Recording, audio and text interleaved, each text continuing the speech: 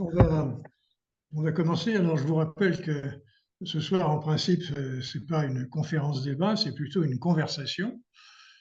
Et pour alimenter la conversation, vous avez pu prendre connaissance d'un certain nombre d'articles qui sont sur le drive du mouvement européen Lorraine.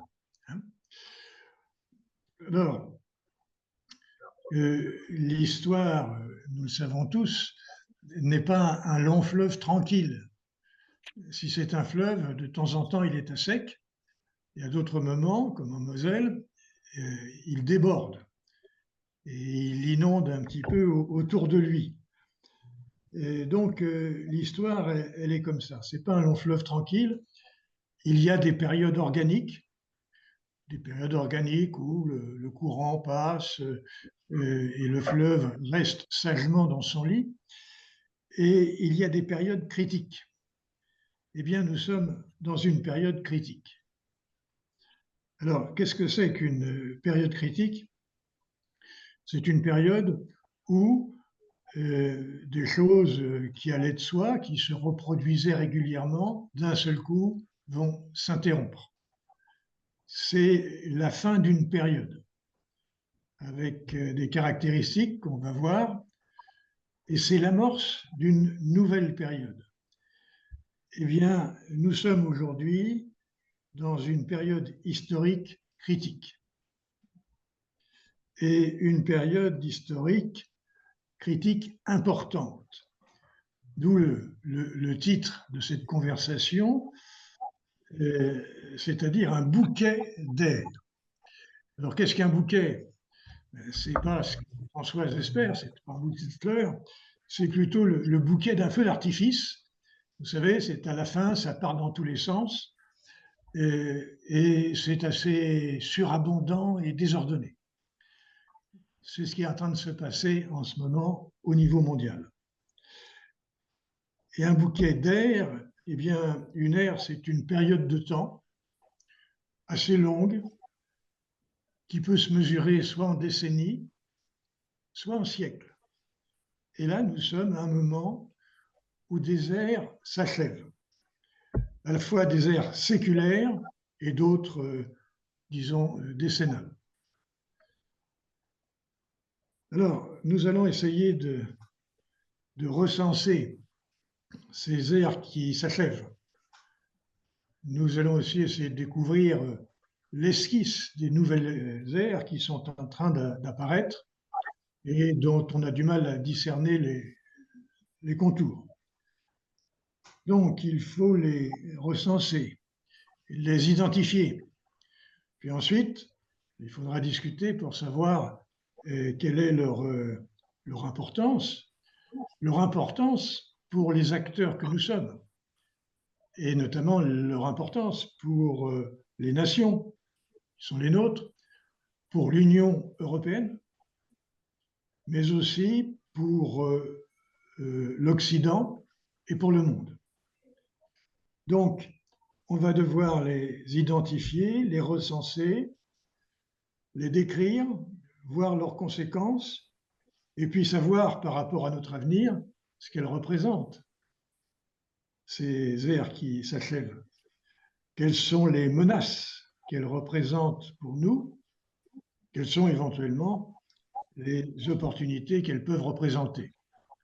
Et là, vous reconnaissez la démarche stratégique habituelle, mais c'est bien ce que nous devons faire face à ce bouleversement de notre environnement, d'une part, et d'autre part, nous sommes à la veille des élections européennes. Donc, si on veut ne pas subir l'avenir, eh bien, il faut l'analyser, le comprendre, et puis pratiquer des choix éclairés dans les semaines qui viennent. En fait, nous allons aborder quasiment un nouveau monde, parce que dans ce qui change, c'est vraiment très, très important. Alors, ayant dit cela, qu'est-ce qu'on voit autour de nous? On voit une ère notamment géopolitique. Géopolitique est en plein bouleversement et qui est en train de se substituer à une ère géoéconomique. Parce que pour les Européens, ce qui était dominant. Alors, si j'ai bien compris ce que disait Pierre, c'est les réseaux sociaux qu'il mettait plutôt en accusation, les réseaux sociaux rendant plus difficile la vie en société. Mais il faudrait,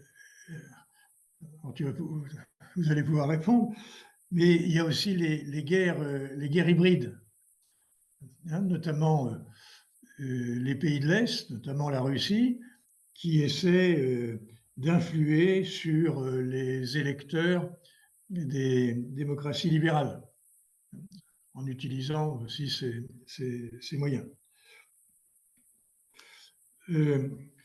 Pour le reste, on a un peu reconnu les sanglots de l'homme blanc, hein, qui se repent de tout ce qu'on a vu au départ, d'avoir dominé le monde, d'avoir inventé les sciences, d'avoir développé les techniques et finalement d'avoir pollué l'atmosphère. Et maintenant, d'être devenu le proscrit pour le reste de la Terre, qui essaie d'attaquer l'homme blanc. Bon, vous reconnaissez le titre d'un ouvrage. Et effectivement, c'est aussi la repentance, ce que vous dénonciez à plusieurs. On est bien tout à fait d'accord. Le problème, c'est qu'on est d'une génération et qu'on fait partie d'une sociologie où on partage tout ça et où les générations contestataires ne sont pas présentes. Elles sont plus jeunes et elles sont ailleurs. Réaction, on fait un pas de plus. Alors, un pas de plus avec, disons, une référence, il y en aura plusieurs, à Huntington, hein, le choc des civilisations. Alors, Huntington a simplement expliqué qu'il fallait substituer aux relations étatiques traditionnelles dans l'ordre international des relations de civilisation, ou plus précisément de culture, ou de religion. C'est ça le choc des civilisations, en disant finalement, contrairement à ce que vous pensez, le doux commerce à la Montesquieu et à la Fukuyama ne va pas engendrer une généralisation de la démocratie. C'était un peu ça, le doux commerce, le développement économique, de faire en sorte que nous allons négocier les relations économiques les uns avec les autres et on va progressivement construire une paix mondiale. Donc, cette généralisation et en même temps généralisation de la démocratie. Et on sait que les démocraties ont moins tendance à se faire la guerre que les autarcies, tout simplement parce que les peuples n'ont pas envie de s'envoyer eux-mêmes au casse-pipe. Et ça, c'était Fukuyama. Et finalement, ce n'est pas ce qui s'est passé. Ce n'est pas ce qui s'est passé. Le développement économique n'a pas engendré nécessairement un développement démocratique. Ça s'est vu en Russie, ça s'est vu aussi en Chine. Donc, ça c'est un premier point. Il faut bien discerner la relation qui peut exister entre l'économie et le politique. Et au conflit idéologique de la guerre froide, où on avait un monde communiste d'un côté, un monde capitaliste de l'autre, mais disons sur le plan politique, des partis, des régimes autoritaires et des régimes démocratiques, à ce type d'idéologie ou d'affrontement s'est substitué des guerres qui sont basées beaucoup plus sur les civilisations, c'est-à-dire les cultures, les religions et les ethnies. Alors, on a reproché à Huntington un certain nombre de choses parce qu'on ne l'avait pas lu. On lui a reproché de défendre l'Occident, l'arrogance occidentale. Or, en fait, ce n'est pas du tout le cas.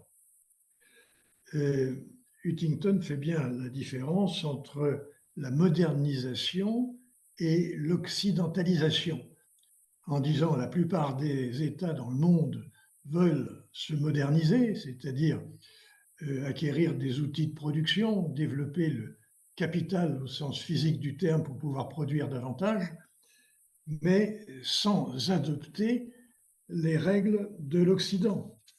Ils veulent conserver leur propre identité et leur propre tradition. Et c'est notamment le cas de l'islam. Alors on a reproché à Huntington de vouloir opposer l'Occident à l'islam. Ce n'est pas le cas. Ce n'est pas le cas. Il s'est intéressé à l'islam pour dire quelles étaient les caractéristiques de l'islam. Alors, l'essentiel, c'est que l'islam, ce n'est pas une religion comme les autres. C'est une religion plus une civilisation. Et les catholiques, les protestants, les orthodoxes, les juifs n'interviennent pas dans les successions pour dire qu'une femme, c'est la moitié d'un homme. Ceci étant, Allah intervient dans les successions pour dire ce que je viens de dire. Donc, première chose, l'islam, ce n'est pas seulement une civilisation. Pardon, ce n'est pas seulement une religion, c'est aussi une civilisation. Il y a des modes de comportement qui sont là et des choses qui, chez nous, sont dans le code civil, mais ne sont pas dans le catéchisme. Donc ça, c'est une première différence. Deuxième différence, souligne Huntington, on nous dit que aujourd'hui, ce qui pose problème à l'Occident, ce n'est pas l'islam, c'est l'islamisme. Question, qu'est-ce que l'islamisme? Ce n'est pas très facile à distinguer de l'islam. Il dit ça, c'est une erreur. En fait, l'islam et la chrétienté se connaissent depuis quelques siècles. C'est quand même depuis le 7e siècle, nous sommes au 21e, qu'il y a une cohabitation un peu musclée entre les deux. Soyons clairs, l'islam, autrement dit, Jésus et Allah, ça fait un moment qu'ils se coltinent, quoi. Quelques siècles. Donc le problème, il n'est pas récent. Il existe depuis longtemps. Troisième idée, si on dit ça, ce n'est pas pour dire qu'il faut faire la guerre à l'islam, surtout pas. En fait, la diversité des civilisations est une bonne chose dans le monde entier. Il doit y avoir de la diversité dans le monde. Et il faut éviter que certains, qui sont peut-être économiquement dominants, ne veuillent imposer leur civilisation aux autres. Il ne faut pas être arrogant. L'Occident dit j'ai une civilisation universelle, donc comme elle est universelle, j'ai le droit de l'imposer aux autres. Ah non, dit Huntington. Vous devez respecter l'identité des autres. Et si vous respectez l'identité des autres, il y aura moins d'occasions de friction, donc de guerre. En revanche, dit-il, attention, si vous importez dans vos démocraties libérales occidentales l'islam, alors ce n'est pas une question de rejet d'une religion, de l'islam, c'est une question de quantité. Si vous importez massivement, eh bien, vous risquez de générer à l'intérieur de vos sociétés progressivement des guerres civiles. Voilà ce que dit Huntington. Donc, il ne caricature pas une réalité pour mieux la condamner, mais au contraire, il décrit ce qu'elle a été dans le passé et ce qu'elle risque de devenir si on ne cherche pas à maîtriser la démographie. Voilà une lecture plus attentive de ce personnage. Donc, il est tolérant face au multiculturalisme à l'extérieur, mais il met en garde contre le multiculturalisme si on le développe à l'intérieur. Je reviens aussi sur cette condamnation qu'il fait de l'arrogance, de l'universalisme occidental.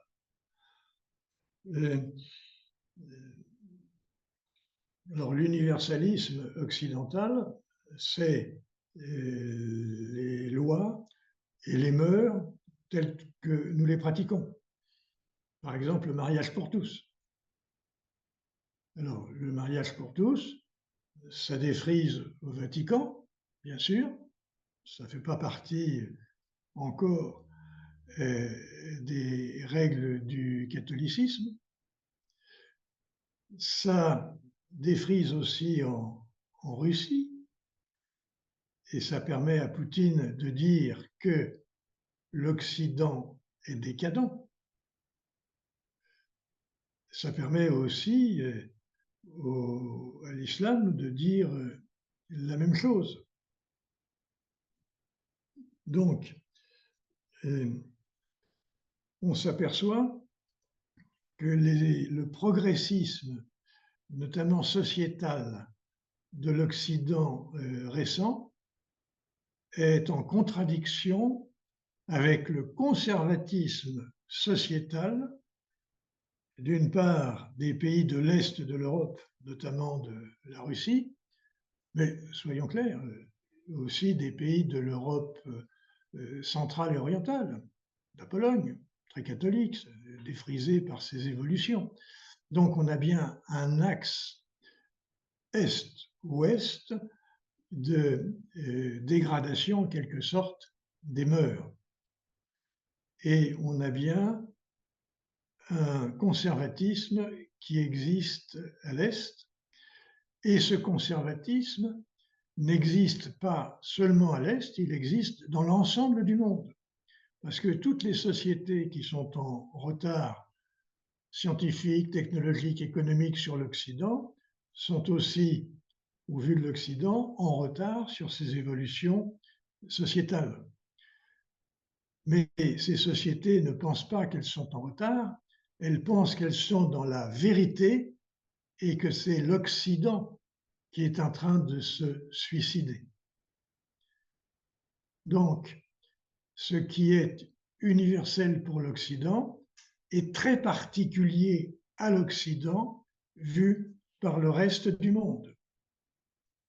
Donc, vous voyez, les points de vue en présence sont en opposition.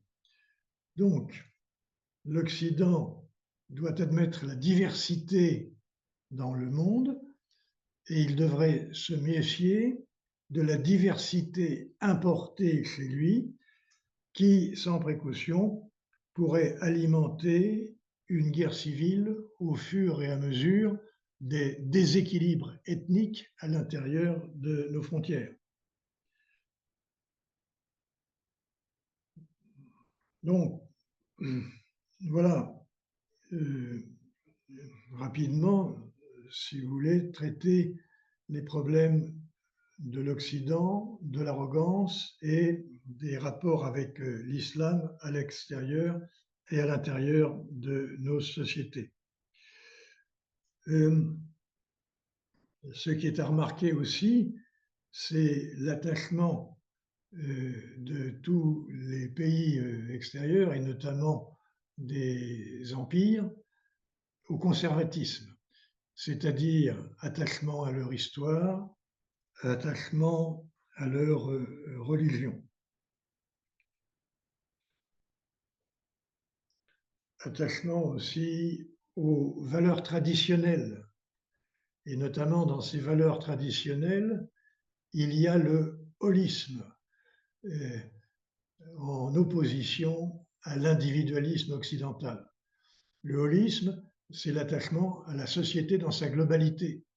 Alors ça pourrait être un patriotisme, si ce qui fait l'attachement, c'est la nation. Ça peut être la religion, si c'est une religion commune. Mais en tout cas, il y a un grand attachement aux valeurs traditionnelles dans le reste du monde, dans les sociétés moins développées que la nôtre sur le plan économique et technique. Et disons, dans l'Occident, il y a une certaine décadence des mœurs qui est dénoncée comme telle par nos adversaires. Et l'individualisme a une qualité, c'est que c'est l'individualisme qui est à la base de la démocratie.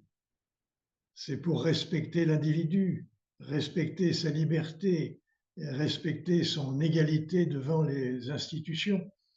Donc c'est l'individualisme qui a alimenté la construction de la démocratie, mais inversement, l'individualisme exacerbé a transformé les citoyens que nous étions en consommateurs.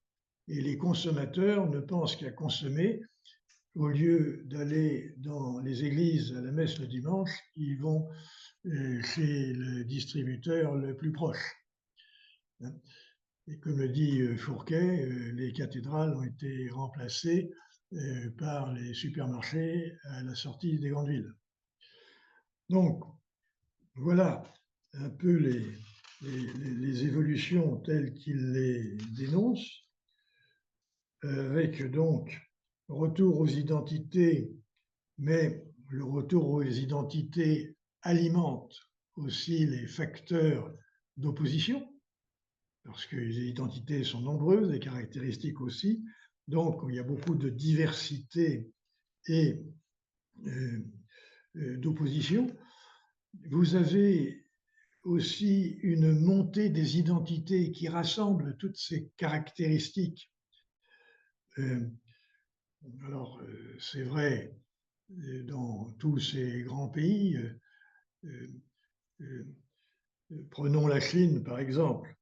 Vous avez Xi Jinping qui est en train de renouer avec Mao Tse-tung, c'est-à-dire donner une part importante à l'idéologie et au rôle du Parti communiste dans la société, à la fois sur le plan politique et sur le plan économique, et ceci en contradiction avec ce qu'avait fait Deng Xiaoping, qui est quand même le père du miracle économique chinois. Le miracle économique, Deng Xiaoping, quand il est arrivé au pouvoir, ou avant d'arriver au pouvoir, a été chercher autour de lui des modèles de développement, et il l'a trouvé à Singapour, où Ho Wing-Tao avait développé Singapour d'une façon extraordinaire, et Deng Xiaoping, en dialogue avec lui, s'est inspiré de ce modèle. Et il a réussi à faire décoller considérablement la Chine, puisque c'est devenu la deuxième économie mondiale.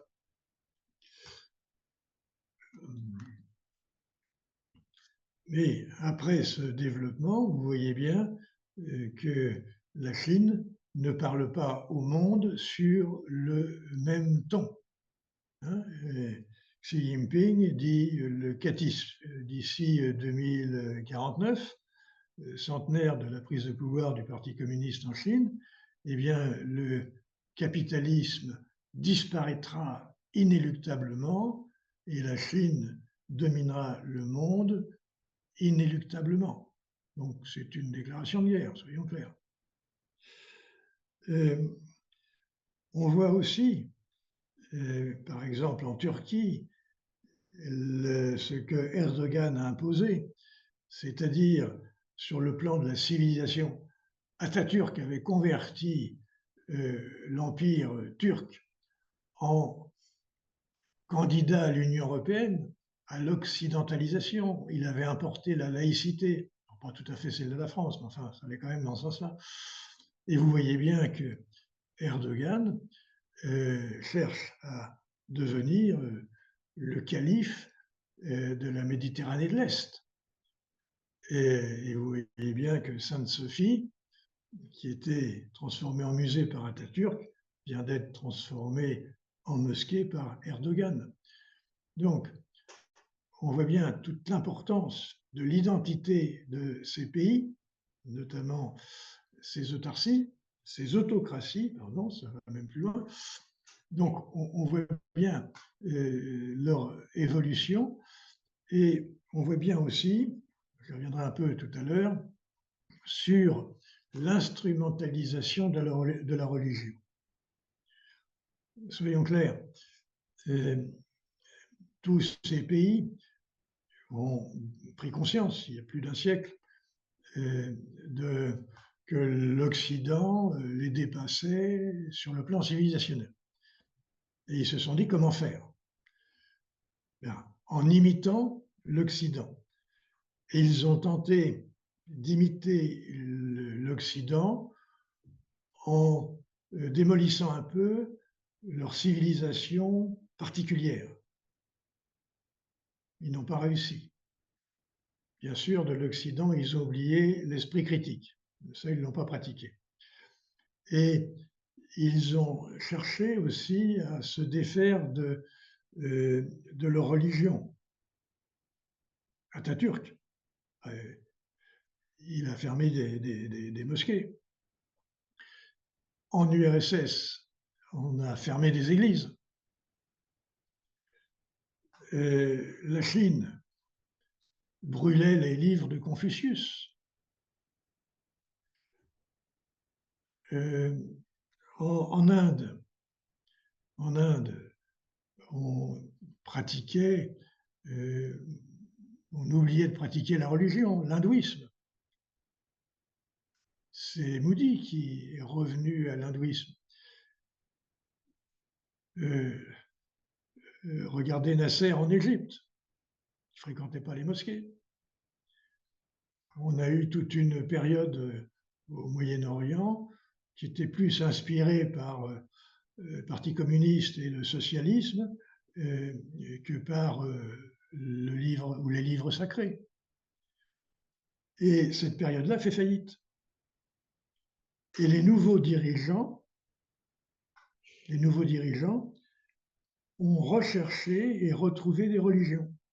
Erdogan, Sainte-Sophie. On enterre Atatürk, on enterre la laïcité. Et on promeut l'islam, non seulement en Turquie, mais autour. Ça devient un instrument de domination. Regardez la Russie. On ne ferme plus les églises, au contraire, on les ouvre. Et quel est le principal complice du dirigeant actuel? Eh bien, c'est Kirill, le patron de l'église orthodoxe de Moscou. Que fait Xi Jinping? Il encourage à lire Confucius. Vous avez des résurrections des religions dans presque l'ensemble du monde, en même temps que ces religions sont instrumentalisées au service du pouvoir. C'est incroyable. Tous ces gens-là se comportent comme Napoléon Bonaparte. Parce que ce cher Napoléon, qui a signé le Concordat sous lequel nous vivons encore en 1801, il a quand même jeté en prison Pie VII pendant quelques années et il l'a mis à l'ombre aussi au château de Fontainebleau pendant 18 mois. il a extorqué des accords que le pape, en fin de vie et très malade, a dénoncé quelque temps après. Mais regardez ces comportements, ils sont très parallèles. Ils ne sont pas religieux. C'est plutôt Machiavel qu'ils ont lu. L'instrumentalisation des moyens d'accéder au pouvoir et de se maintenir au pouvoir. Parce qu'en fait, pour faire marcher des peuples sur le plan politique, il faut, comme je le disais tout à l'heure, qu'un sentiment d'appartenance soit développé. Donc, il faut développer le holisme. Et quelles sont les bases du holisme? Relisez Luc Ferry. Eh bien, c'est on meurt pour Dieu, parce que finalement, le sacrifice suprême, c'est un moyen de reconnaître une valeur supérieure au collectif par rapport à l'individuel. On meurt pour Dieu, pour la nation ou pour la révolution. Et quand on fait disparaître ces valeurs collectives dans les sociétés hyper individualistes et consommatrices, qu'est-ce qui relie ensemble les citoyens? Des consommateurs juxtaposés et pas des citoyens reliés. Bon, je vais marquer une pause parce que ça fait pas mal de notions agitées en peu de temps et je voudrais savoir comment vous réagissez à cela et comment vous souhaitez compléter, voire contredire ce que je viens d'évoquer. Pour ce qui me concerne, je dirais qu'il y a un certain paradoxe dans tes propos, puisque si des groupes ou des blocs d'États contestent nos valeurs occidentales, il n'en est pas moins vrai que nombre d'habitants de ces blocs extérieurs à l'Occident souhaitent rejoindre notre société parce que c'est une société d'abondance, que c'est une société de liberté qui a quand même quelques attraits pour un certain nombre de personnes qui sont prêts à braver tous les dangers pour rejoindre l'Occident, et l'Europe en particulier. Oui, mais ce n'est pas une contradiction.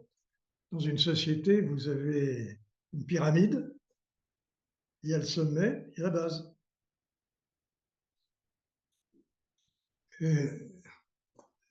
Ce n'est pas les mêmes intérêts. Navalny n'a pas les mêmes intérêts que Poutine. Il n'avait pas. On en a parfait maintenant. Et donc, il faut distinguer les deux. C'est un premier point.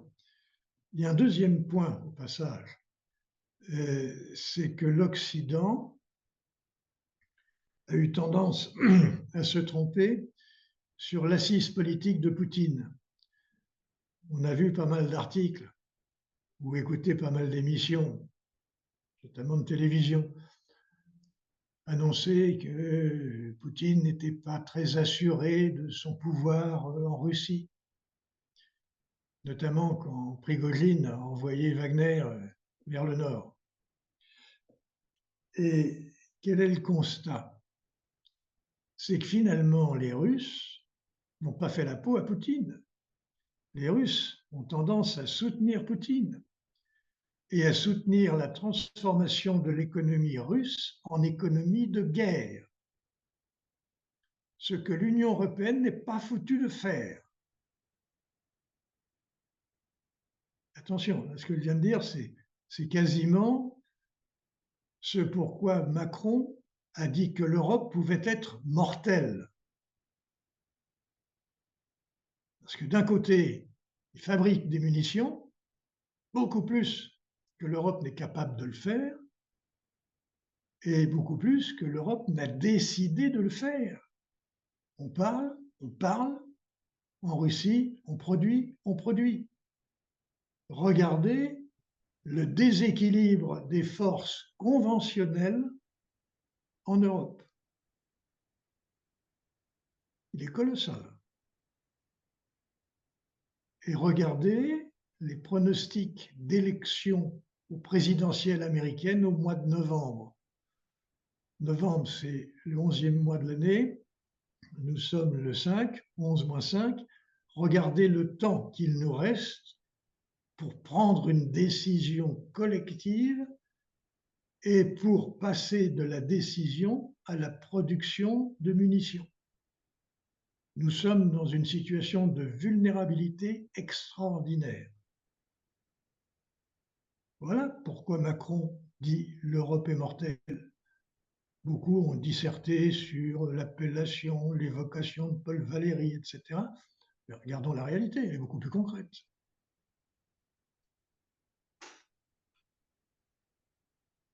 Ce que tu dis est vrai, Jacques. Cependant, la puissance d'armement de la Russie est pour une part non négligeable l'héritage de l'ancienne URSS. Est-ce que cet armement ou cette menace qu'il fait peser est vraiment celle qui est euh, celle de la Russie d'aujourd'hui? Euh, oui, pour deux raisons. Pour deux raisons. La première, c'est que la conversion de l'économie russe en économie de guerre est enclenchée et bien enclenchée, et que les Russes produisent des obus que l'Europe ne produit pas. C'est déjà le cas aujourd'hui. Premier point. Deuxième point, la Russie a des alliés qui ont une capacité de production militaire supérieure à celle de l'Europe. Il s'agit de l'Iran et de la Corée du Nord. Il y a un problème, c'est que les Français s'intéressent trop peu à l'économie et pas du tout à la stratégie. Pas seulement les Français d'ailleurs, les Allemands c'est pire. Bon, le problème, il est quand même celui-ci. Et si Macron a parlé de menaces mortelles, c'est pas une clause de style. C'est pour essayer de faire bouger nos partenaires. Alors maintenant, on a encore un espoir, c'est que les juges américains rendent Trump inéligible. Et c'est mal parti.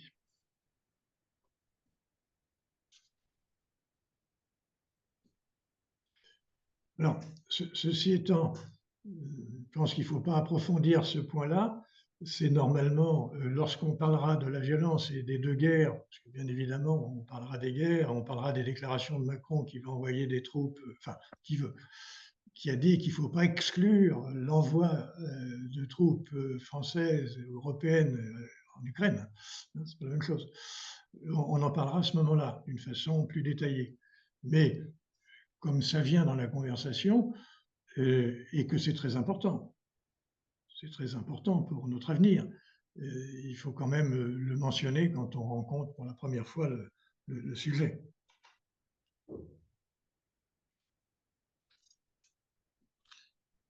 Et d'ailleurs, Poutine, dans son dialogue, enfin, avec l'Occident, renverse les valeurs, c'est-à-dire que le soutien de l'Ukraine devient une agression de la Russie dans sa bouche. Alors qu'effectivement, envoyer du matériel et des troupes en Ukraine pour défendre son territoire, ça n'est pas agresser la Russie. Parce que si on avait voulu agresser la Russie, on ne ferait pas ces pas de danseuse sur l'utilisation des missiles à longue portée.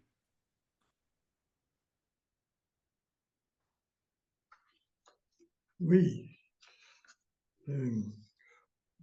ça on le verra quand on abordera le sujet entre la Russie, de la guerre entre la Russie et l'Ukraine. C'est à ce moment-là qu'il faudra approfondir un peu ce point de vue et échanger là-dessus. Bon, le point essentiel, c'était les religions, l'instrumentalisation des religions et la vision de Huntington. On redémarre. Là, je vais faire référence à l'article de Jacques Julliard, du défunt Jacques Julliard. En ce qui concerne le diagnostic, bon, il fait un diagnostic sur la libéralisation de l'économie, je ne reviens pas là-dessus, sur l'individualisme à la base de la démocratie et qui en fait pose problème en phase finale à la démocratie, pour arriver aux solutions qu'il évoque. Et les solutions qu'il évoque, en gros, s'il y en a deux, c'est de réinventer en quelque sorte la nation. Alors, soit d'inventer un patriotisme européen, c'est ce que les fédéralistes ne manquent pas de dire, notamment en ce moment. J'ai encore lu ce matin ce qu'ils proposaient, en disant, en reprochant à Macron, dans son discours de la Sorbonne, de ne pas avoir proposé une révision intégrale des traités pour justement, disons, imposer une fédération, un État fédéral, de façon à se préparer à l'élargissement qui doit suivre. C'est un peu, enfin plus qu'un peu, c'est leur position. Donc, un patriotisme européen, ou bien, et on voit les partis politiques qui iraient plutôt dans ce sens-là, une renaissance des États-nations où, quand même, à l'intérieur de chaque pays, les consommateurs redeviendraient des citoyens. Et où l'école ne se limiterait pas à transmettre des connaissances, dans la mesure où elle transmet encore, mais où l'école formerait, comme sous la Troisième République, des citoyens. Et où on pourrait dire, comme Astérix, que nos ancêtres étaient des Gaulois. Donc, voilà ce qu'il propose, une certaine renaissance entre les deux, la fédération d'un côté, le retour à l'État-nation de l'autre. On pourrait essayer de construire ce que Jacques Delors avait proposé, une fédération d'États-nations. Je pense que ultérieurement, il faudra qu'on revienne sur cette notion. Qu'est-ce que l'Europe? Comment la définir? On en a parlé tout à l'heure, le mythe, certaines histoires, un certain comportement au fil du temps, et puis une vision de l'avenir commun qu'on veut construire. Donc, ce serait nécessaire, si on veut développer un sentiment d'appartenance européen, il faut qu'on ait des croyances communes. C'est bien pour ça que tous nos adversaires, enfin ceux qui nous désignent comme leur adversaire, ont ressuscité la religion. C'est pour qu'il y ait quelque chose en commun, qu'il y ait une appartenance commune, qu'il y ait des solidarités, de façon à ce que tous ces habitants des différents pays acceptent de produire des efforts collectifs ensemble, voire de risquer leur vie s'il le faut. Donc, résurrection des États-nations et aussi résurrection des partis politiques. Pourquoi? Parce que dans les crises des démocraties libérales, on a des croyances communes qui disparaissent, mais on a aussi les échelons intermédiaires, on appelle ainsi en sociologie politique les partis politiques, les syndicats, les associations, eh bien, jouent moins leur rôle que par le passé. Alors, jouer un rôle, ça veut dire rassembler, bien souvent, dans les partis politiques en région, il n'y a plus personne, pas beaucoup de monde. Donc, ça veut dire rassembler, ça veut dire échanger, délibérer et aussi écrire un programme. Il faut qu'il y ait des traces écrites durables pour essayer de rassembler autour de cela. Regardez pour les prochaines élections européennes, les programmes sont sortis in extremis au dernier moment. Ce n'est pas le résultat d'une élaboration collective de longue durée qui a donné lieu localement à des échanges et à des amendements. C'est quelque chose qui est produit par une petite équipe au dernier moment sur lesquels on communique et dans certains cas, on est prêt à revenir pour se mettre en conformité avec l'actualité au détriment de toute réflexion et engagement de longue durée. Je prends un exemple, la Nouvelle-Calédonie. Il y a 15 jours, on n'y pensait pas, et aujourd'hui, tous les candidats ont une position précise sur la Nouvelle-Calédonie. Au passage, je vous conseille un article d'Éric Schuttel, l'ancien secrétaire général du Conseil constitutionnel, qui est éclairant et remarquable, et qui a fait évoluer ma position quand je l'ai lu. Parce que finalement, quand on lit ça, on découvre qu'on est d'une ignorance profonde des problèmes constitutionnels qui se posent. Et que la sagesse, la parole de sagesse que Macron est parti porter vraisemblablement en Nouvelle-Calédonie est en fait une renonciation colossale aux principes constitutionnels français de longue date. En France, quand on accorde la nationalité française à quelqu'un, il devient, du jour au lendemain, citoyen complet de la France. Et il a le droit de vote à toutes les élections en France. En Nouvelle-Calédonie, en ce moment, il faut attendre 10 ans avant de pouvoir voter. Et ce que demandent les Kanaks, c'est que ça dure, voire qu'on exclue toute nationalisation, en dérogation complète avec le droit français depuis la Révolution. Bon, ça c'est une illustration en passant des évolutions qui sont en cours. Donc, ce que préconise, sans entrer dans le détail, Julliard, c'est la résurrection de l'État-nation sans excès. Il n'est pas anti-européen. Et une résurrection des partis politiques, c'est-à-dire de retrouver des communautés de proximité à tendance politique ou syndicale. Ce n'est pas nécessairement de la politique internationale, c'est aussi de la politique nationale, voire régionale.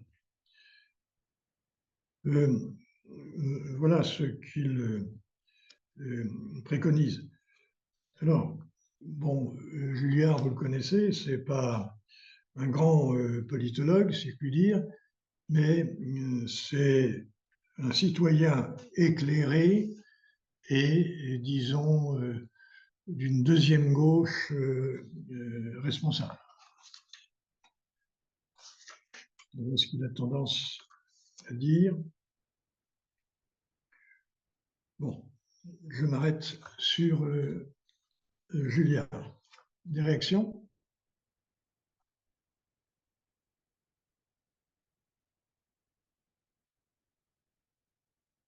Des contestations? Non, non, Jacques. Je voulais revenir sur la notion d'échelon intermédiaire. Oui. C'est vrai que les échelons intermédiaires ont déçu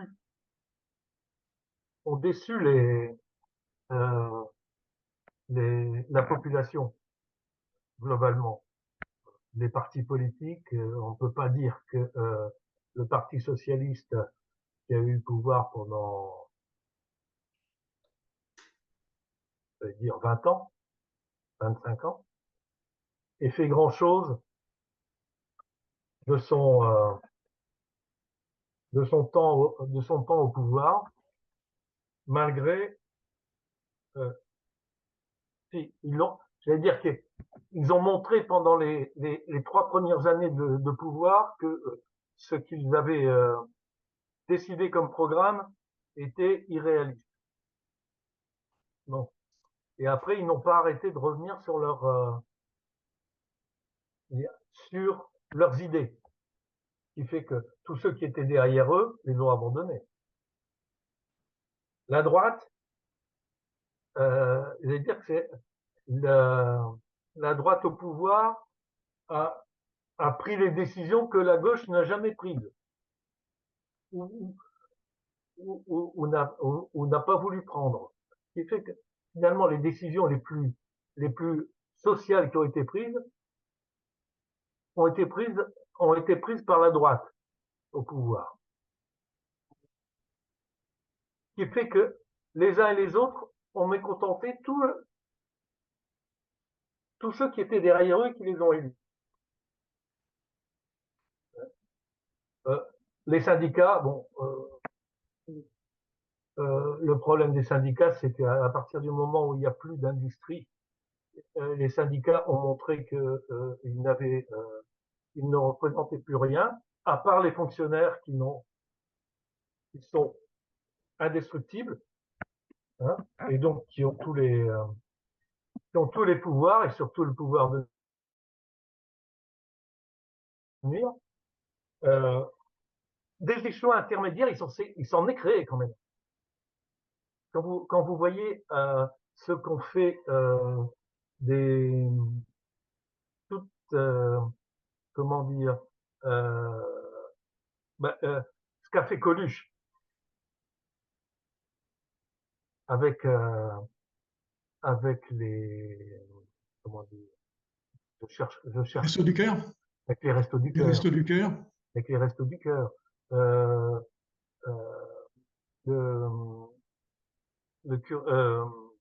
comment dire, ce qu'a fait, je cherche les noms, j'arrive pas. Le curé en L'abbé 54, Pierre, l'abbé Pierre. Hein.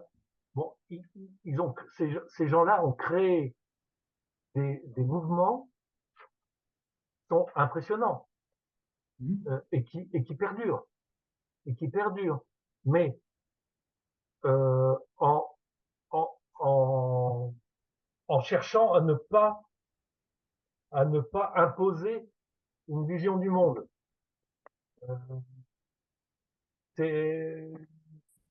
Ou du moins dans la durée. Donc il existe une volonté au niveau de la population de se réunir sur des objectifs communs. Vous avez dans le domaine associatif sportif des réalisations qui sont avec souvent peu de moyens. Je vous parle pas des gars qui se font payer des millions pour courir sur un terrain. Excusez-moi, je suis pourtant un footeux, mais il y a des choses qui me font mal. Mais dans le domaine associatif sportif, dans tous les patelins, il y a des choses qui se font. Donc, il y a des volontés de faire. Et mais alors, on n'arrive pas à emmagasiner là-dessus, à s'appuyer là-dessus, parce que on a l'impression que chacun essaie de tirer la couverture à lui. Vous parlez de la Nouvelle-Calédonie, c'est impressionnant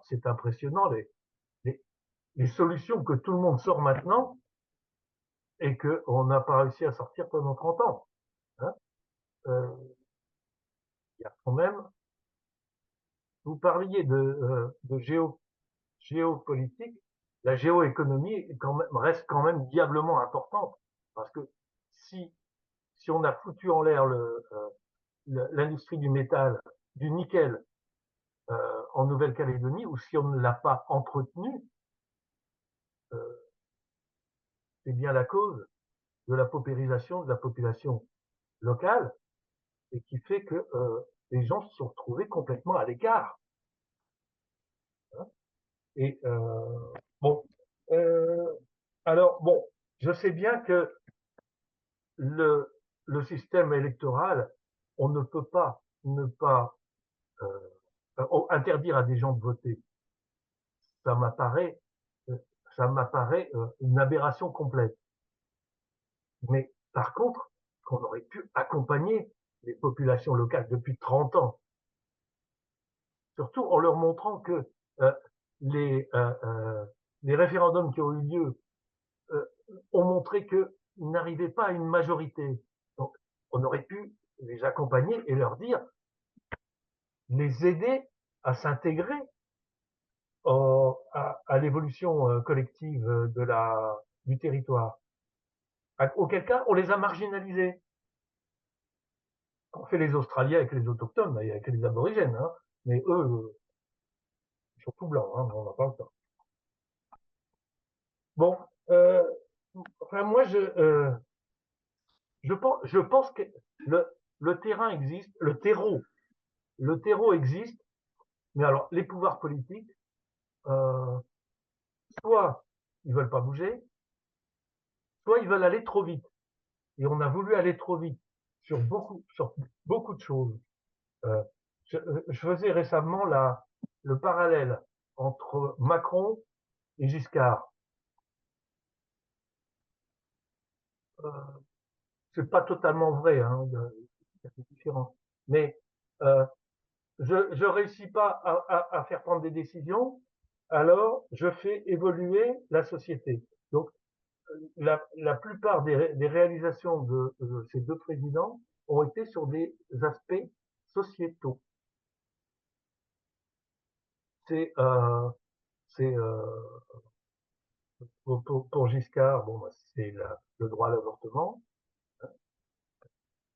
C'est après Mitterrand, bon, ça a été la fin, l'abolition de la peine de mort. Macron, on est sur des bon, la retraite, c'est quand même économique. Mais on a l'impression que on n'arrive pas à prendre des décisions importantes qui font évoluer l'identité nationale, mais on fait prendre des tas de décisions périphériques sur lesquelles on se trouve avec des oppositions qui vont se focaliser, qui vont se cristalliser, alors que bon, il y a d'autres choses plus importantes à gérer. Voilà, bon. D'accord. Excusez-moi d'avoir été long. Alors, quelques réactions. Je pense que la question soulevée par Julliard se pose effectivement. Il y a un problème de reconstruction d'une vie collective en France, mais aussi dans les autres pays où le populisme s'est développé et où les extrêmes droites sont de plus en plus associées au pouvoir. Mais restons sur la France. C'est d'autant plus vrai que j'ai pu remarquer que pour les prochaines européennes, on bat un record. 37 listes. Quel bordel! Dont très peu, d'ailleurs, ont des chances de franchir les 5%. Excusez-moi. Je trouve que le dépôt d'une liste devrait s'accompagner d'un dépôt forfaitaire dissuasif d'1 million d'euros, par exemple. Ah oui, mais je n'ai pas cette somme-là pour déposer la 38e liste. Non, mais ça bloquerait peut-être beaucoup de parasites. Oui, donc, vous voyez, c'est presque une dérision de la vie politique, 37 listes. Mais nous en sommes là quand même aujourd'hui et on bat un record. Donc, on n'est pas dans le sens du redressement, on continue plutôt de plonger. Et attention de ne pas réinventer le vote censitaire. Oui. Oui, bah c'est le risque. là, on va sur l'individualisation. J'ai une idée, je dépose une liste pour défendre mon idée. Bon. Parce qu'il y a un problème. Deuxième chose, il faut s'interroger sur la désaffection de la vie politique. Dans la désaffection, vous avez aussi les abstentions, qui sont de plus en plus nombreuses, et si on les analyse, au fur et à mesure qu'on est jeune. Hein, vous avez, ce qui est dangereux, c'est la désaffection des nouvelles générations. Là, il y a un problème d'intégration dans la vie collective. Comment nos enfants et petits-enfants vont-ils se piloter eux-mêmes quand on ne sera plus là? Bon, donc, parmi les raisons de désaffection, il y a l'impuissance des pouvoirs publics. Hein, c'est une déclaration que les pouvoirs publics soient de droite ou de gauche.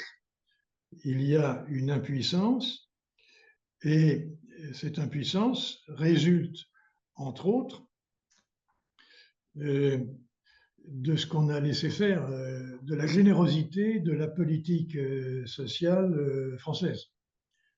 On bat tous les records mondiaux de budget public consacré à la vie sociale.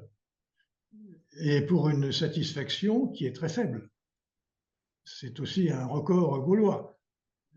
Dans aucun pays, ça coûte aussi cher, et dans aucun pays, on apprécie aussi peu la générosité de l'État-providence. Et cette générosité de l'État-providence s'est aussi exercée au détriment de la solvabilité de l'État régalien. C'est aussi une des raisons pour lesquelles nous n'avons pas les moyens de défense dont je parlais tout à l'heure. Les chars d'assaut qui étaient il y a 20 ans 1300, ils sont descendus à 200 et des poussières. Les troufions sous les drapeaux qui étaient de 460 000 il y a 20 ans sont descendus à 220. La réserve qui était de plus de 400 000 est redescendue à zéro. Les avions, enfin, j'ai les chiffres quelque part, quand on dit que l'État-providence a grignoté l'État régalien, c'est tout à fait fondé, notamment sur la défense, mais pas seulement. En matière d'hôpital, on trouve quelque chose de voisin aussi. Parce qu'en plus, pour la défense, il a fallu engranger les dividendes de la paix, disait Fabius. On les a tellement engrangés qu'on n'est plus une défense crédible face à Poutine. Bon. Mais on n'est pas les seuls. Nos voisins n'ont guère fait mieux. Et à la limite, les Polonais viennent de se convertir tout récemment à une armée européenne. Pourtant, ils s'étaient bien placés pour comprendre. Bon. Donc, il faut s'interroger, enfin, on ne va pas le faire ici, mais il faut s'interroger sur les causes. Si on regarde un petit peu ce que fait Macron, beaucoup de commémorations, beaucoup de discours, on se réunit souvent aux Invalides, mais finalement, on voit très peu de résultats.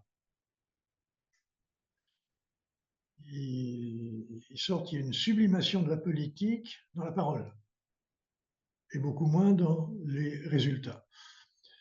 Là, il faut s'interroger à la fois sur le personnage, je pense qu'il a sa part de responsabilité, sur l'hyper-présidentialisation où le président de la République prend la place du Premier ministre. Alors, ça remonte en grande partie au quinquennat, mais pas seulement. Vous avez eu un précédent célèbre, c'était Pompidou et Chaban-Delmas. Celui qui connaissait les dossiers, c'était Pompidou, puisqu'il avait pratiqué depuis plus de 6 ans, et Chaban avait une flemme connue, c'était un playboy qui jouait au tennis, mais qui n'ouvrait pas toujours ses dossiers. C'est vrai que c'est un paresseux de première. Bon. Donc, c'est pas nouveau ce problème, mais il s'est quand même exacerbé et il pose un problème sérieux. À tel point que certains style Luc Ferry, là je ne suis pas tout à fait d'accord, il faudra en discuter, sont partisans de la proportionnelle intégrale pour obliger les Français, même en l'absence de partis politiques, à faire ce qui est le rêve de Guy, des compromis, comme en Allemagne, ou bien récemment aux Pays-Bas. Ils ont mis quelques semaines pour se mettre d'accord sur un programme de coalition. Mais en France, c'est difficile. Et alors, le problème, quand il n'y a pas de majorité absolue, qu'il y a des majorités relatives, effectivement, c'est de faire passer des lois qui sont susceptibles de recueillir une majorité d'idées à un moment donné, puisqu'on n'a pas de majorité stable. Bon, donc, le problème de l'efficacité politique se pose effectivement dans notre pays. Pas seulement dans notre pays, mais en particulier dans celui-ci. D'autant que la situation économique et financière de la France n'est pas brillante et continue de se détériorer. Avec un endettement qui croît, non pas pour des raisons d'investissement, mais pour des raisons de fonctionnement. Ça, c'est plus grave. Le déficit primaire, il est dû à des dépenses courantes et non pas des dépenses d'investissement. Ce qui veut dire qu'on n'est pas sur un chemin de sortie. Il serait donc éminemment souhaitable que d'ici 2027, on puisse susciter des propositions politiques courageuses, c'est-à-dire de mettre fin à cette situation. Ceci étant, soyons clairs, si elles sont courageuses, elles ne sont pas populaires. Et ça risque de compromettre l'élection de 2027 de ceux qui auraient l'audace de faire ces propositions intelligentes et pertinentes pour la collectivité.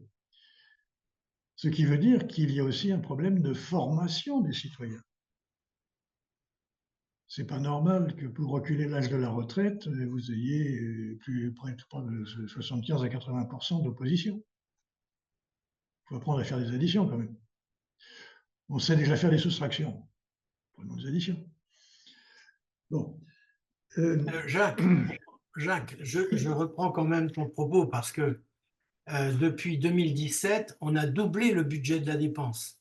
Donc, ce n'est pas que des annonces, c'est aussi des faits. Et ce budget de la défense, il était en déshérence depuis des décennies. Oui. Puisqu'on est passé en 2017 de 32 milliards à 69 milliards à l'horizon 2030. Oui, et aujourd'hui, on fait le constat que ce n'est pas suffisant. Ouais. Certes. Là, on est d'accord pour la défense.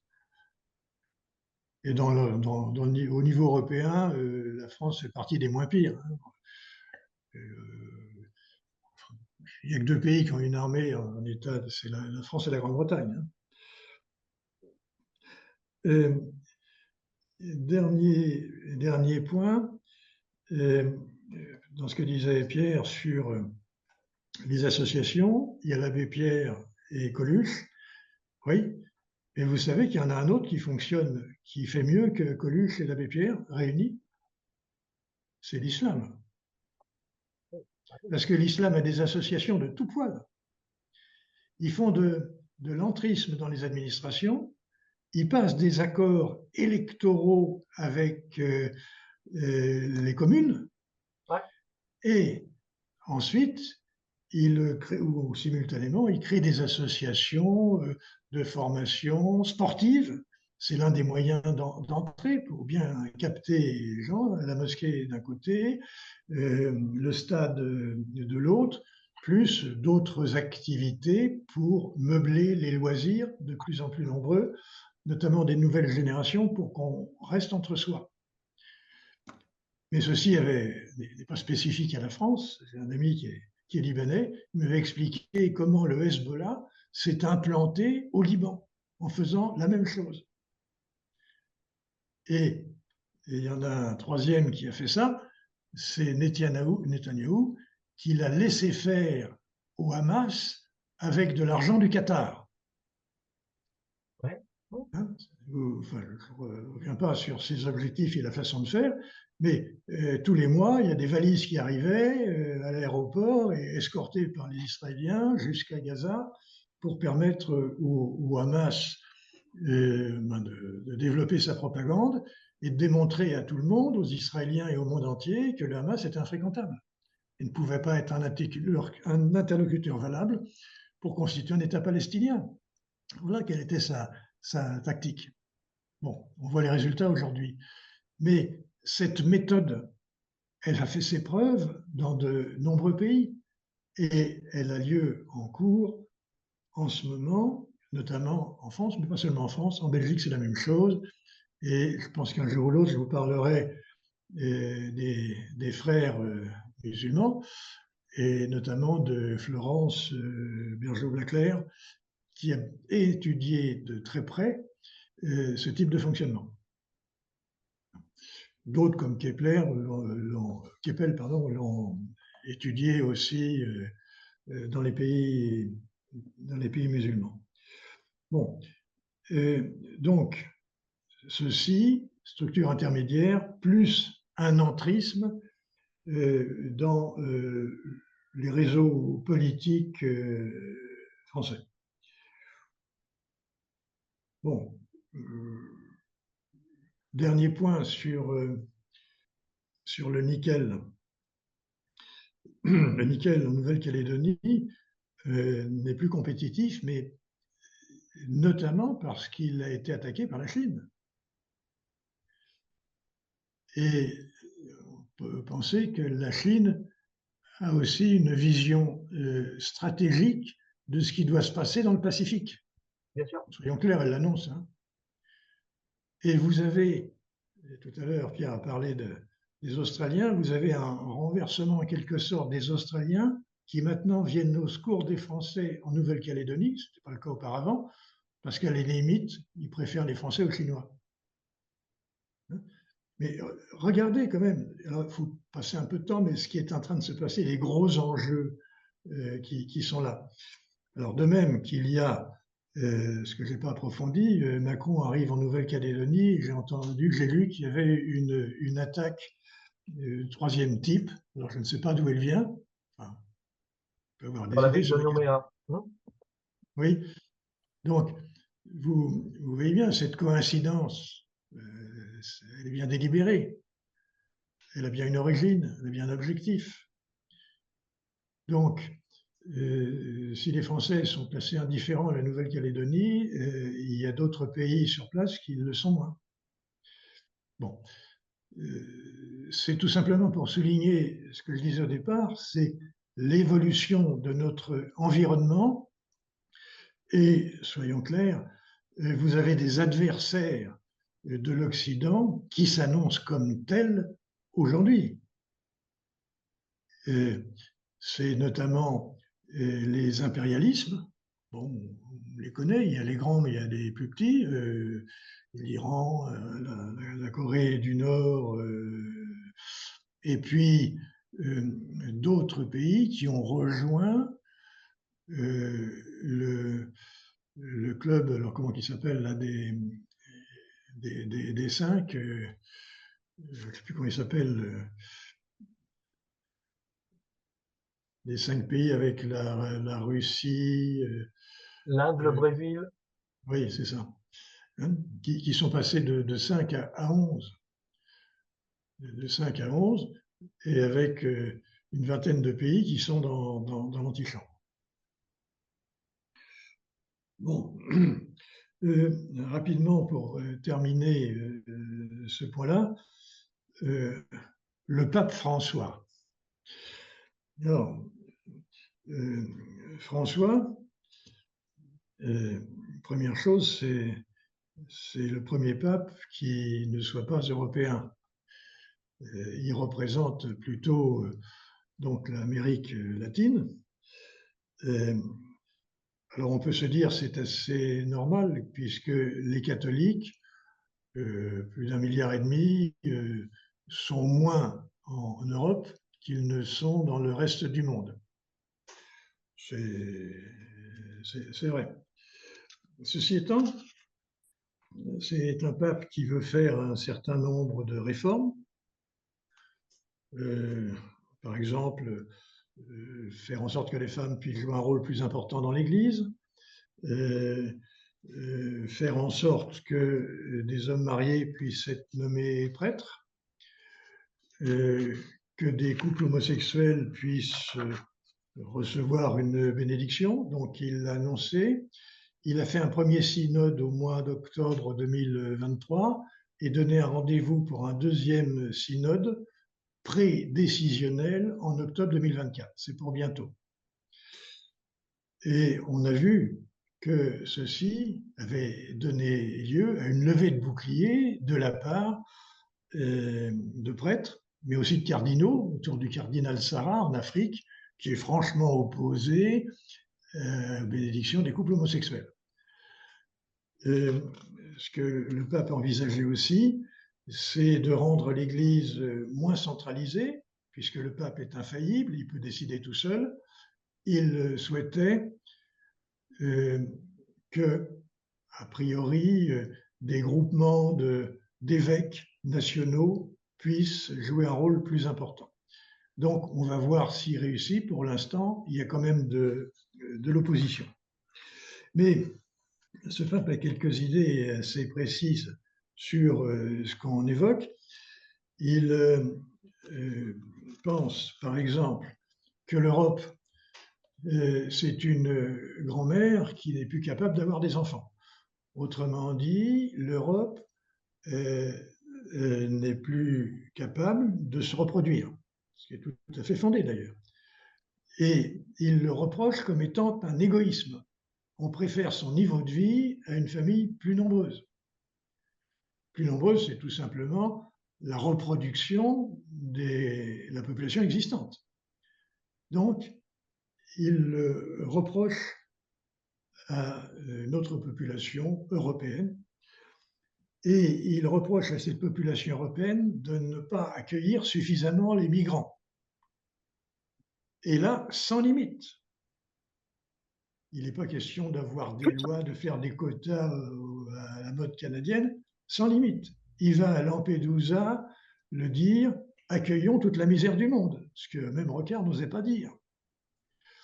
Vous avez une grande statue, un bateau avec des migrants sur la place Saint-Pierre, pour bien montrer son engagement. Il a pris soin de ne pas visiter aucun pays européen, expliquant que quand il était venu à Marseille, il n'était pas venu en France. Et j'ai vu prochainement qu'il allait en Belgique, mais en regardant de plus près, il ne va pas en Belgique, il va visiter des universités libres les ans.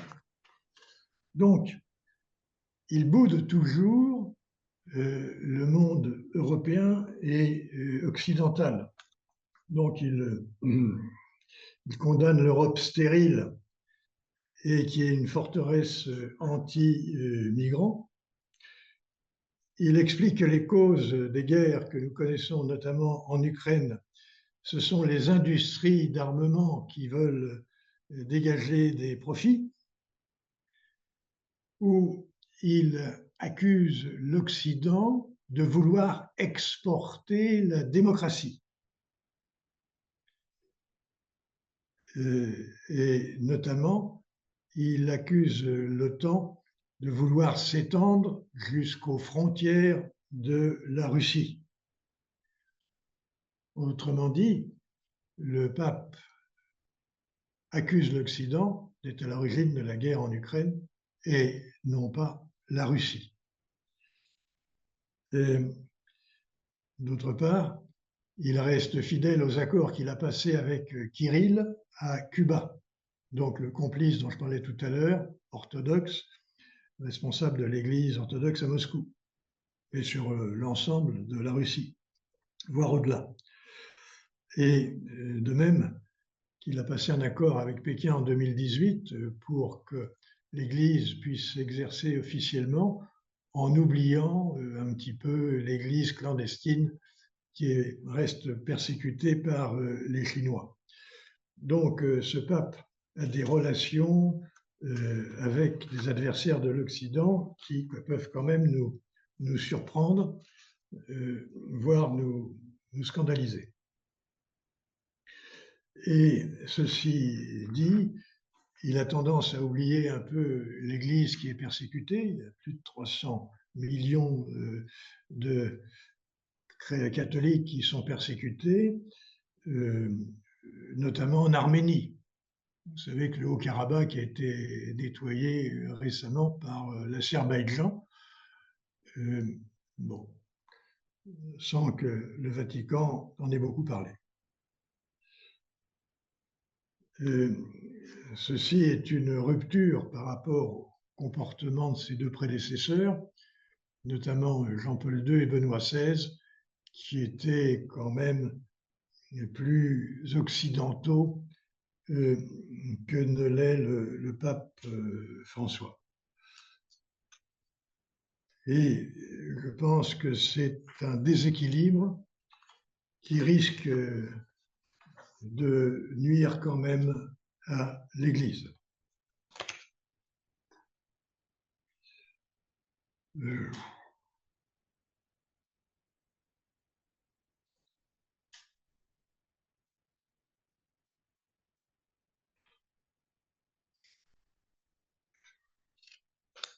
Bon. Le dernier point, ce serait un article de Colosimo, mais Colosimo, j'ai déjà repris l'essentiel de son article. Il avait fait l'analyse critique des stratégies d'imitation de l'Occident et puis ensuite d'instrumentalisation des religions pour justement recoller à l'Occident. C'est ce que nous vivons en ce moment, et c'est vrai en Russie, en Iran, en Chine, en Inde. Vous voyez bien que la dimension religieuse est importante et bien sûr au service d'objectifs politiques.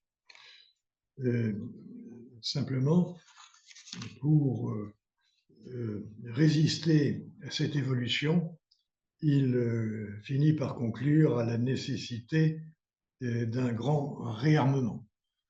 Le grand réarmement, c'est aussi ce que Macron propose dans son discours de la Sorbonne face à ce qui se passe en Ukraine et au risque d'élection de Trump. Alors, on est à la fin. Réaction concernant le Vatican et le réarmement. Jacques, concernant le pape, bon, certaines décisions que vous avez évoquées vont dans le bon sens. Pour d'autres, c'est certain qu'il regarde j'allais dire, ses électeurs. On voit que effectivement, le nombre d'évêques en Amérique du Sud ou en Afrique, ou même en Asie, où de nouveau certains, il y a eu un certain nombre d'évêques qui ont été élus, sont plutôt vont plutôt dans ce sens. Et les Européens, c'est-à-dire, ont du mal à se positionner parce que ils se positionnent dans la vision de l'Église sociale qui va vers les pauvres, hein, et c'est certain que c'est difficile de dire de renier ses objectifs. Bon, sur le pape, j'aurais pas grand-chose d'autre à dire. Bon, moi, malheureusement pour lui, je pense que, je vais dire, sa durée d'intervention risque d'être quand même limitée dans le temps. Hein. Il y en a un autre qui le suivra. Après, il faudra voir Qui sera-t-il? Et quel sera ses pouvoirs? Est-ce qu'il sera dans la même veine ou pas? Concernant votre deuxième point, ça concernait le grand réarmement, c'est ça? Oui, Non. Je pense que il y a un objectif. L'idée pourrait être de faire ce que fait Poutine, c'est-à-dire trouver un, comment dire, un opposant qui réunisse tout le monde. Hein, euh, plutôt que de prendre des décisions qui éparpillent les gens.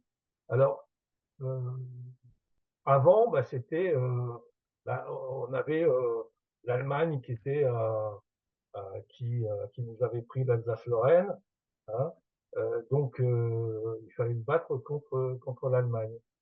Bon, et on aboutit à des guerres. Je crois que c'est pas l'objectif. C'est pas l'objectif. L'objectif, c'est d'être fort et d'être respecté surtout.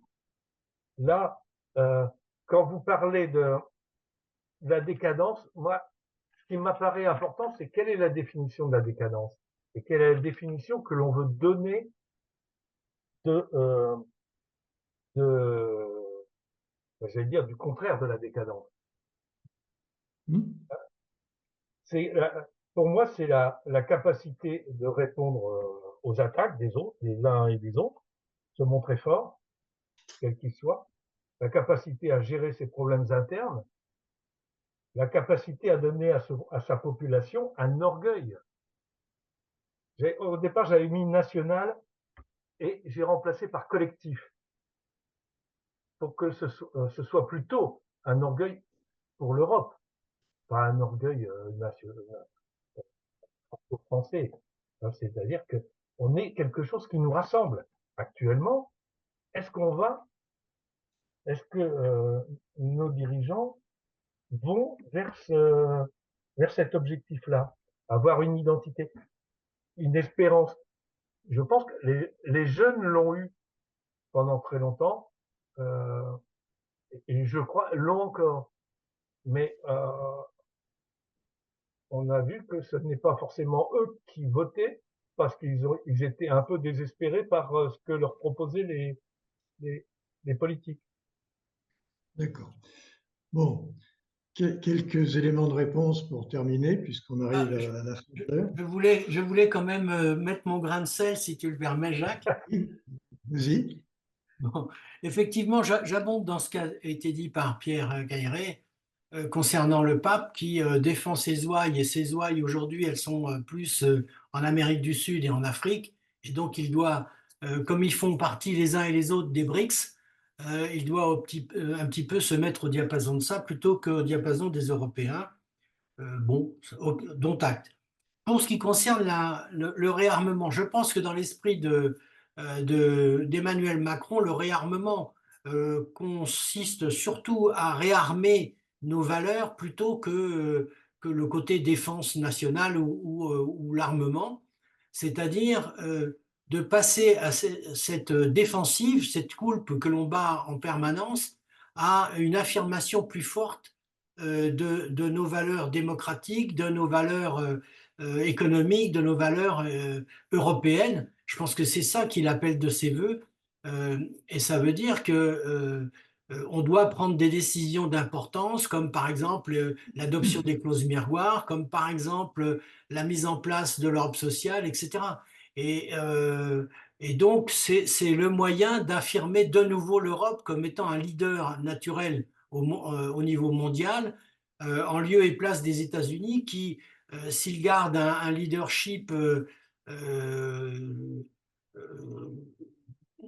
ancien, sont quand même sur le déclin par l'âge de leurs dirigeants, les atermoiements qu'ils ont et surtout leur repli sur soi. Voilà, c'est ce que j'imaginais comme explication du réarmement. Je vous suis tout D'accord. à fait, Guy. Et le nom Bon. que vous cherchiez tout à l'heure, c'était Arthus Bertrand. Oui. Yann Alors, Arthus Bertrand, effectivement. quelques éléments de réponse. Le pape cherche à préserver les intérêts de ses ouailles. Je vous rappelle que le principal opposant, c'est le cardinal Sarah, qui est un Africain, et c'est l'ensemble des cardinaux et évêques africains qui s'opposent au pape. Donc, s'il cherche à défendre ses ouailles, il s'est planté. Deuxième point, succession de François. On ne sait pas, oui, mais on sait qui a nommé les cardinaux qui ont moins de 80 ans pour voter. C'est lui. Donc, les électeurs de son successeur ont été nommés par François. Suivez mon regard. Troisième chose, ce qu'il reproche, il ne fait pas des reproches aux églises européennes, mais aux Européens. L'égoïsme qui ne permet pas d'avoir d'enfants, ce n'est pas encore les prêtres, puisqu'ils ne peuvent pas se marier. C'est bien les civils européens qui visent dans cette critique. Dernier point sur le pape François. Il pose quand même un problème. À certains moments, on n'est pas tout à fait innocent. Je pense qu'il a tendance à mettre fin au biais de nombrilisme. C'est-à-dire que nous, on a tendance à penser qu'on est innocent, qu'on n'en veut pas aux Russes, etc. Mais il est quand même vrai que l'OTAN s'est étendu à la Suède, à la Finlande, mais à la suite de Poutine. Mais on a voulu aller en Ukraine, en Géorgie, en Moldavie. La fièvre obsidionale de la Russie n'est pas sans fondement.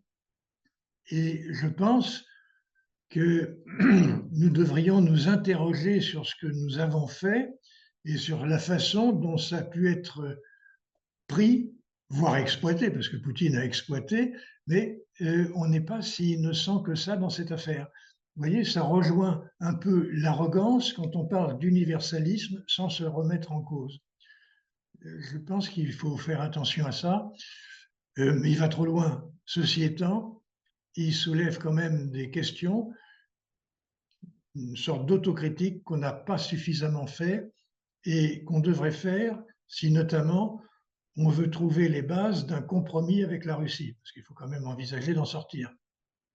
Mais pour envisager le compromis, il faut comprendre un petit peu ce que les Russes peuvent penser de ce que nous avons fait.